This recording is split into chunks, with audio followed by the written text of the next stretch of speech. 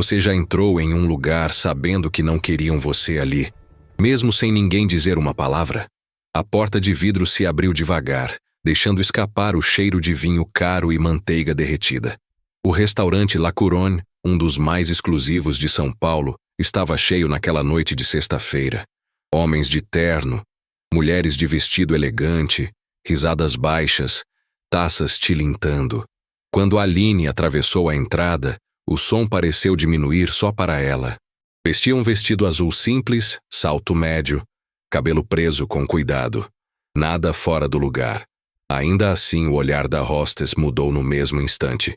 O sorriso automático sumiu. Os olhos correram de cima a baixo, rápidos, avaliando. Aline parou diante do balcão, esperando o cumprimento que não veio. "Posso ajudar?" perguntou a mulher, com um tom seco, sem esconder o incômodo. "Tenho reserva." Aline Moreira, às 8. Respondeu firme, mantendo a postura. A hostess digitou algo no computador, respirou fundo e levantou o olhar de novo. Dessa vez, havia algo diferente. Um meio sorriso torto, quase debochado. "Esse restaurante é bem concorrido. Talvez tenha havido um engano", disse cruzando os braços. Atrás de Aline, um casal branco entrou rindo alto. Foram recebidos com entusiasmo, chamados pelo nome, conduzidos imediatamente para dentro. Aline sentiu o calor subir pelo rosto. Não era a primeira vez. Era só mais uma. "Eu confirmei hoje à tarde", insistiu. A voz saiu controlada, mas os dedos tremiam levemente. A hostess inclinou a cabeça, agora com impaciência visível. "Senhora, talvez este não seja o ambiente que a senhora procura. Existem ótimos bistrôs aqui perto." As palavras bateram como tapa. Alguns clientes próximos olharam, curiosos.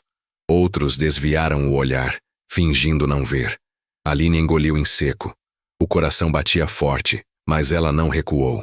Algo naquele momento dizia que aquela humilhação não ficaria daquele jeito, porque do fundo do salão, um homem de cabelos grisalhos acabava de se levantar, encarando a cena com o rosto endurecido. Ele atravessou o salão como quem atravessa um campo de guerra. Os olhos fixos na cena, os passos lentos, mas decididos.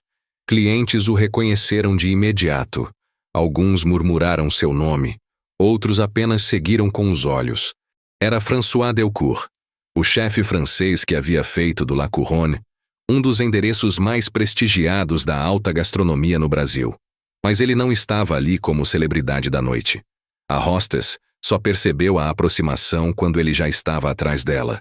Aline, sem vê-lo ainda, apenas notava os olhares ao redor se tornarem mais atentos, como se algo muito fora do roteiro estivesse prestes a acontecer. "Clara", disse ele com a voz firme, mas baixa o suficiente para gelar o sangue da funcionária. "O que está acontecendo aqui?" A hostess girou o corpo rapidamente, pálida. Gaguejou antes de conseguir responder. Senhor, essa senhora disse ter uma reserva, mas não consta no sistema." François virou-se para Aline. Os olhos dele suavizaram, mas havia tensão em cada músculo do rosto. "Aline, por que você não me avisou que vinha hoje?" Ela demorou um segundo para responder. Estava tentando processar o que estava acontecendo. Aquele homem, o dono do restaurante, conhecia seu nome. E não era só isso. Havia algo íntimo na forma como ele a olhava. Algo mais profundo que mera cordialidade. "Eu queria fazer surpresa", disse ela com um meio sorriso nervoso, ainda sentindo o peso do constrangimento no peito. François assentiu e então se voltou à hostess novamente. Agora, a voz dele era um pouco mais alta, o suficiente para que as mesas próximas ouvissem. "Você disse a ela que aqui talvez não fosse o lugar certo para ela?" Clara congelou. Tentou sorrir, tentou se explicar. "Eu achei que talvez houvesse um engano. É que, com todo respeito, senhor, o perfil..." "Perfil", cortou ele, agora com um tom que fez o salão inteiro mergulhar no silêncio. "Que perfil exatamente, Clara?" Ela não respondeu. O rubor em seu rosto entregava mais do que qualquer palavra conseguiria. François respirou fundo. Olhou ao redor, consciente de que dezenas de olhos estavam sobre eles agora. Depois voltou a Aline. "Venha, mon amour. Nossa mesa está pronta." "Mon amour." Aline sentiu o chão ceder um pouco sob seus pés. A hostess pareceu perder o ar. E então, o que ninguém esperava, François pegou na mão de Aline com naturalidade e a conduziu para dentro do restaurante. Cada passo que ela deu ao lado dele foi um passo de vingança silenciosa. Passaram por garçons que a olharam com surpresa contida, clientes que desviavam os olhos por vergonha ou espanto. Sentaram-se na melhor mesa da casa, próxima à grande janela com vista para os jardins iluminados. Aline ainda estava em silêncio. Não sabia se sentia alívio, raiva ou só cansaço. François, ao contrário, parecia calmo, como se já esperasse que algo assim pudesse acontecer. Eu devia ter te avisado que vir aqui sem ser reconhecida podia gerar problema, disse ele, enquanto servia água para ela com as próprias mãos. Mas eu queria tanto que você conhecesse esse lugar do jeito certo. Como minha convidada, como minha filha. Ela levantou os olhos. Sua filha? Sim, eu não escondo isso de ninguém, continuou ele. Mas também nunca fiz questão de anunciar. Você sabe como é esse meio exclusivista, mesquinho. Não gostam de surpresas, ainda mais quando vêm em pele preta. Aline apertou os lábios. Não era a primeira vez que ouvia aquilo, mas doía como se fosse, não pelo conteúdo, mas pelo fato de vir de alguém que, até aquele momento, ela achava que ainda não tinha coragem de enfrentar isso em voz alta. Eu não sou sua vergonha, François, disse ela com firmeza. E eu não quero mais fingir que isso é normal. Ele concordou com a cabeça. E nem deve. Mas hoje você me deu um presente. Entrou aqui com dignidade. Não gritou, não revidou, mas também não se calou. E me forçou a fazer o que eu devia ter feito há muito tempo. Antes que ela perguntasse o que ele queria dizer com isso, François se levantou. Com um gesto sutil, chamou o gerente do restaurante. Um homem baixo, careca, que veio imediatamente, nervoso. Chame a Clara. Agora. Minutos depois, a hostess apareceu, ainda tentando manter a compostura. Mas a tensão no rosto era visível. François olhou para os dois. Aline é minha filha, e ela é minha sócia neste restaurante. A partir de hoje, qualquer cliente que for tratado de forma diferente por causa da cor da pele, do jeito de se vestir ou do sotaque, vai sair daqui com o jantar pago, e o funcionário com a demissão assinada. Clara engoliu seco. O gerente olhou para o chão. Nenhum dos dois respondeu. Eu não vou aceitar que meu nome, meu trabalho, minha cozinha, seja símbolo de um lugar onde minha própria filha é impedida de entrar. Aline sentiu um nó se formar na garganta. Você não precisa me proteger, François. Só precisa me enxergar, disse ela firme. Eu te vejo. E agora todos eles também veem. O jantar aconteceu em meio ao silêncio mais respeitoso que aquele salão já havia conhecido. Aline comeu devagar, saboreando cada prato como se estivesse limpando um pedaço da sua história. Ao final, levantou-se, ajeitou o vestido e foi até a porta. Na saída, Clara ainda estava no balcão, cabisbaixa. Quando Aline passou por ela, parou por um instante. Seu erro não foi não saber quem eu sou, disse com calma. Foi presumir quem eu não poderia ser. E saiu. Do lado de fora, o ar da noite parecia mais leve. Não porque o mundo tivesse mudado, mas porque, naquele espaço de uma hora, alguém foi obrigada a enxergar. E nunca mais poderia fingir que não viu. No sábado seguinte, Aline acordou com dezenas de notificações no celular. Mensagens, ligações perdidas, marcações em redes sociais que ela mal usava. Tudo por causa de um vídeo. Ela não sabia quem havia gravado, mas ali estava. Um trecho de 2 minutos, filmado discretamente por algum cliente do La Couronne, em que François tomava a frente da situação, chamando-a de filha e sócia diante da hostess embaraçada. O vídeo explodiu nas redes. Em poucas horas, já somava milhares de compartilhamentos, curtidas e comentários. Alguns elogiavam a postura de François. Outros questionavam por que aquela cena ainda precisava acontecer em 2025. Mas o que mais mexeu com Aline foram os depoimentos que surgiram nos comentários. Outras mulheres negras contando situações parecidas, portas fechadas, olhares atravessados insinuações disfarçadas de preocupação com o perfil da casa. Era como se o que ela viveu tivesse colocado um espelho diante de milhares de pessoas. Você foi a voz que eu engoli tantas vezes, dizia uma das mensagens. Entrei num restaurante semana passada e ouvi quase as mesmas palavras. Só que eu saí. Você ficou. Aline ficou em silêncio lendo tudo. Parte dela queria se esconder, apagar o vídeo, sair das redes e esquecer. Mas outra parte, mais forte e mais antiga, sabia que não dava para fugir. Perto do meio-dia, François ligou. Mon cœur, você viu? Vi, respondeu ela seca. Podemos conversar? Ela hesitou, mas aceitou. Marcaram de se encontrar no próprio restaurante, dessa vez fechado ao público. Quando chegou, François estava no salão, vestido de forma simples, sem a aura de chefe estrelado. Parecia só um pai tentando entender. Eu não sabia que alguém tinha filmado, mas não me incomoda. Só queria saber como você tá. Aline cruzou os braços. Caminhou até uma das mesas e sentou. Cansada.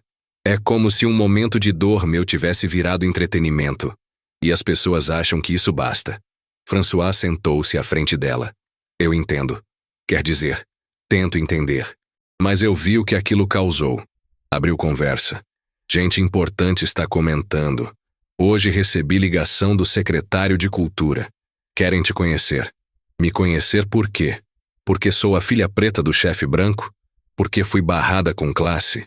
Porque você existe. E agora não dá mais para fingir que não. Aline respirou fundo. Não queria brigar com ele. Não naquele dia.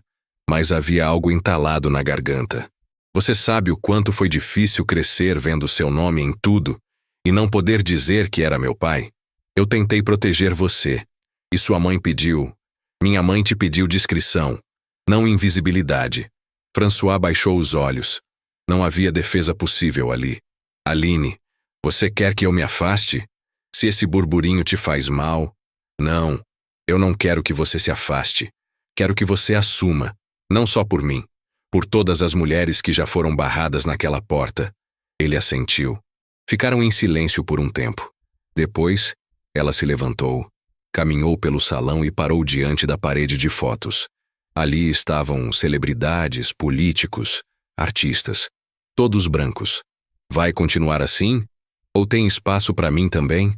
François se levantou, caminhou até ela, olhou para as molduras e depois para Aline. Vamos trocar tudo. Quero que esse lugar conte a história toda, não só a parte que agradava os críticos. E os clientes que não gostarem podem comer em outro lugar. Ela sorriu pela primeira vez naquele dia. Na segunda-feira, o restaurante publicou uma nota oficial em suas redes sociais.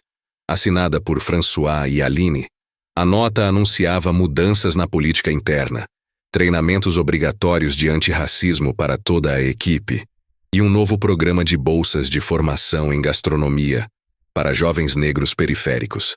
O vídeo que antes circulava sozinho agora tinha contexto, e a repercussão aumentou. Se todo dono de restaurante agisse assim, dizia um tweet viral, mais do que justiça, isso é transformação. Mas nem tudo era apoio. Comentários racistas começaram a surgir, alguns disfarçados, outros explícitos. Agora todo mundo vai querer entrar onde não pertence. Coitadinho do restaurante, virou pauta identitária. Aline leu cada um deles.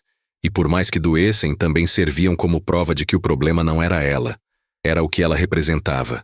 Naquela mesma semana, recebeu convite para participar de um programa de entrevistas. Recusou todos, menos um podcast independente apresentado por uma mulher negra. O nome era Mesa Preta. Aqui você fala do seu jeito, disse a apresentadora Ana Clara no convite.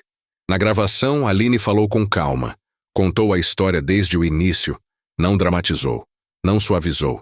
Disse que sua maior dor não tinha sido o olhar da hostess, mas o silêncio de quem viu e não fez nada. As pessoas sempre esperam que a gente reaja de forma educada, elegante, mas e quando a gente só quer existir sem ter que provar que merece? O episódio se espalhou, mais que o vídeo, mais que os posts, porque ali não havia edição nem filtro, só verdade. Na semana seguinte, Aline recebeu uma mensagem inesperada. Era de Clara, a hostess. Quero pedir desculpas pessoalmente. Não só pelo que fiz contigo, mas por todos os anos que tratei outras mulheres como se não pertencessem. Eu repeti o que aprendi, mas não tenho desculpa para continuar. Aline demorou dias para responder. Quando o fez, escreveu: Obrigada por reconhecer, mas não quero um pedido de desculpas. Quero que você use isso para mudar quem ainda vai passar por você. No mês seguinte, o La Couronne reabriu após uma breve reforma. Na parede principal, onde antes havia apenas rostos brancos sorrindo para câmeras, agora havia uma nova instalação. Fotos em preto e branco de jovens negros em formação na cozinha, com aventais marcados com uma pequena inscrição em dourado. Aqui também é nosso lugar. E no meio, uma imagem grande, central. Aline em pé, com os braços cruzados, vestindo seu próprio jaleco de chefe, encarando a câmera com firmeza.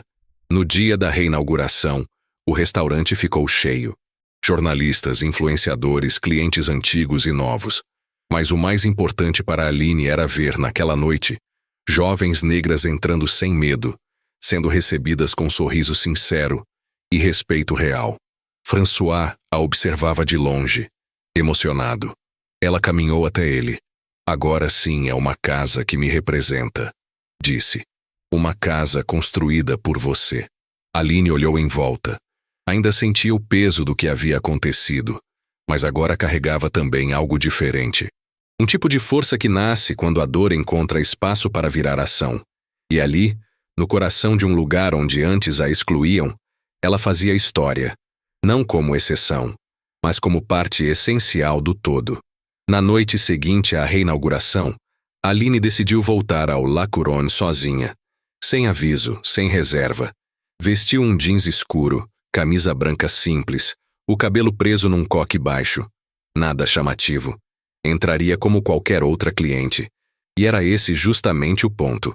Quando chegou à porta, o novo recepcionista, um jovem negro de sorriso tímido chamado Rafael, abriu a porta com gentileza. Boa noite. Seja bem-vinda ao La Couronne. Nome da reserva? Aline Moreira, respondeu, olhando direto nos olhos dele. Rafael olhou rapidamente na lista digital, depois sorriu mais largo. Ah, pode entrar, chefe. Fique à vontade. A mesa da janela está à sua espera. A forma como ele falou, chefe, fez com que Aline engolisse em seco. Não por vaidade, mas porque pela primeira vez aquele título soava natural. Dito por alguém que acreditava, não por obrigação ou protocolo. Ela caminhou até a mesa com passos lentos, observando o salão. Na cozinha envidraçada, os bolsistas do novo projeto já estavam a postos. Eram 6 jovens, entre 17 e 21 anos. 4 meninas e 2 meninos, todos negros. Aline fez questão de conhecê-los pessoalmente uma semana antes. Sabia os nomes de cada um.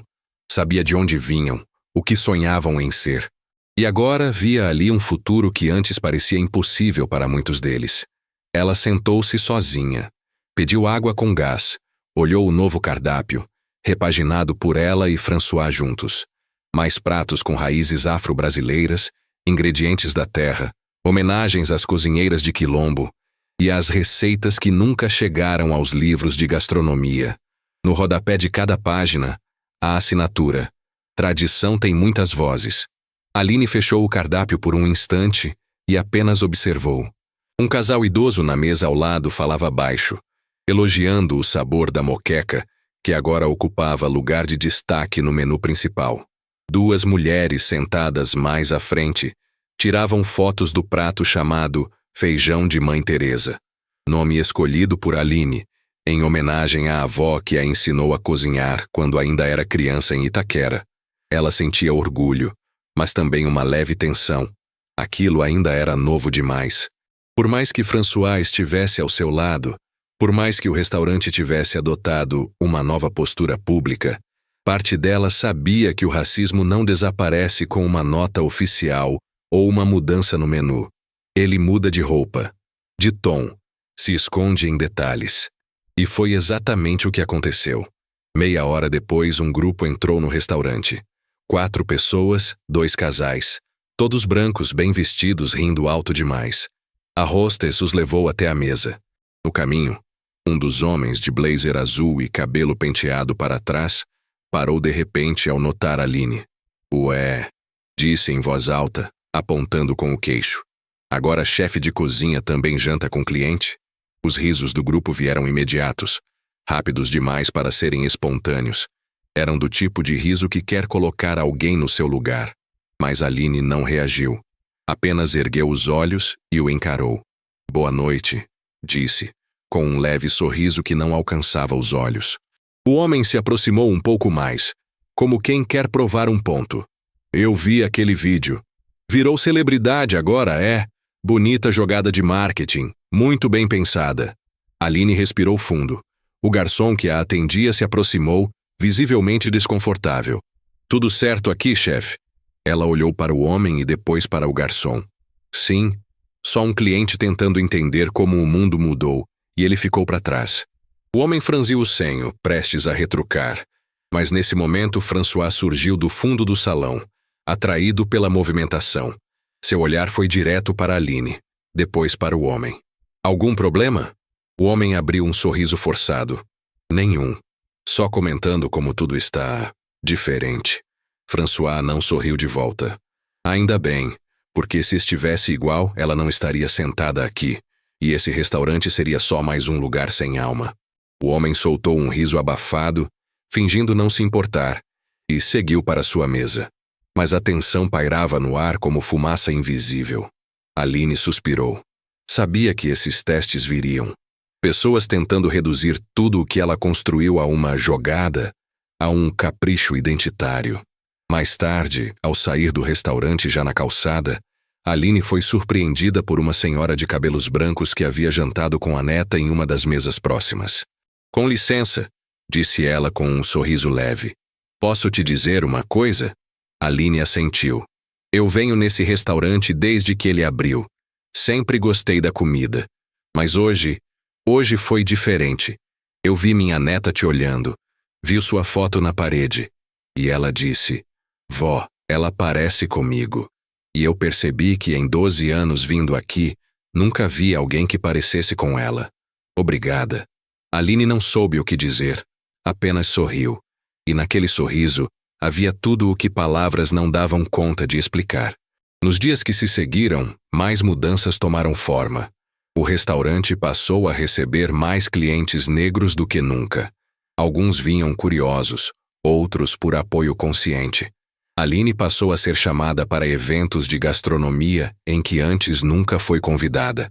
E a formação dos bolsistas seguiu firme, com aulas semanais de técnicas culinárias e também de história da comida africana no Brasil. Mas como toda mudança profunda, isso também gerou desconforto.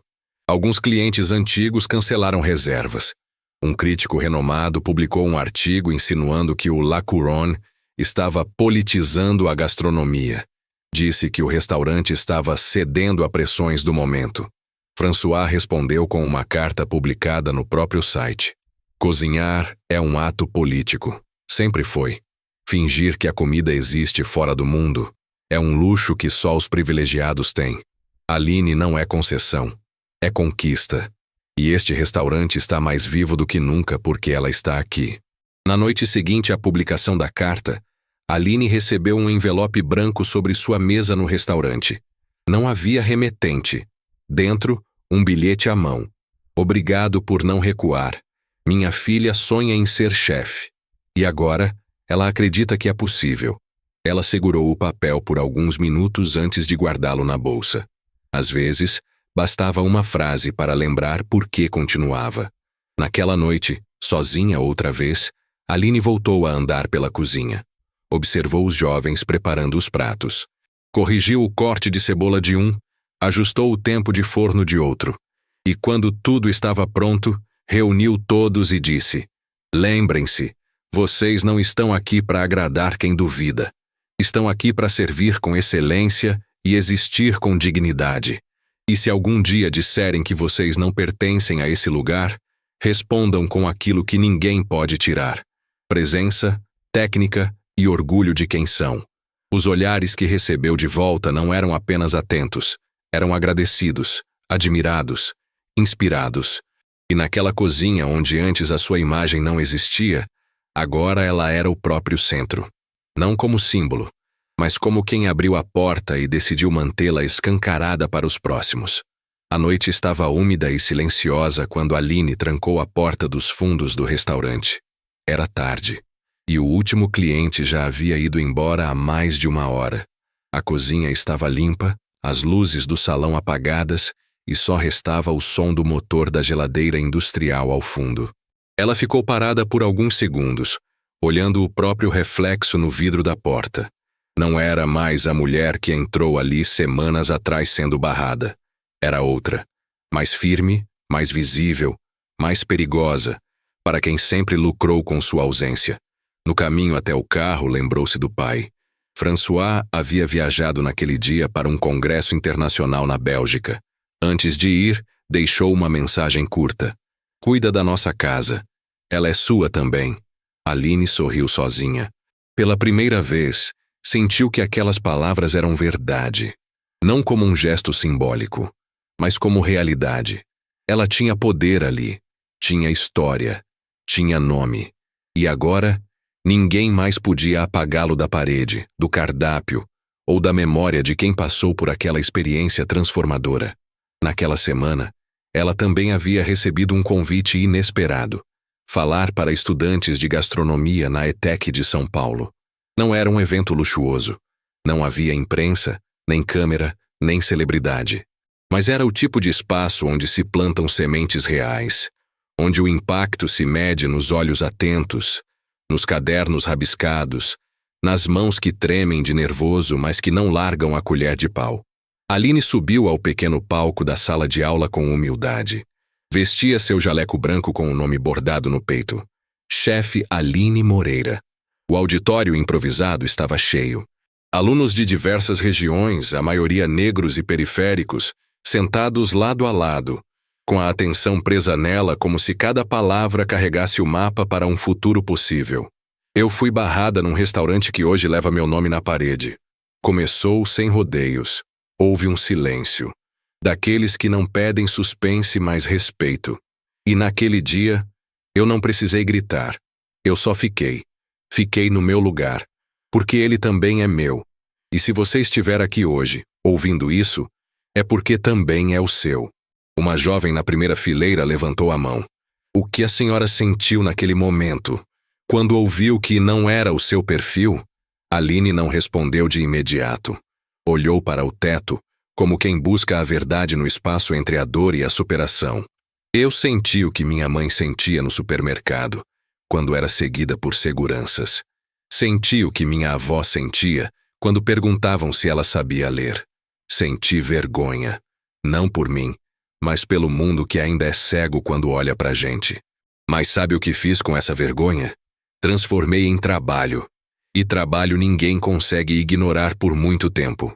A turma inteira estava silenciosa, e em cada rosto ela via uma versão de si mesma. Mais jovem, mais sonhadora, mais crua, mais pronta. O mundo não vai te dar espaço. Você vai ter que tomar.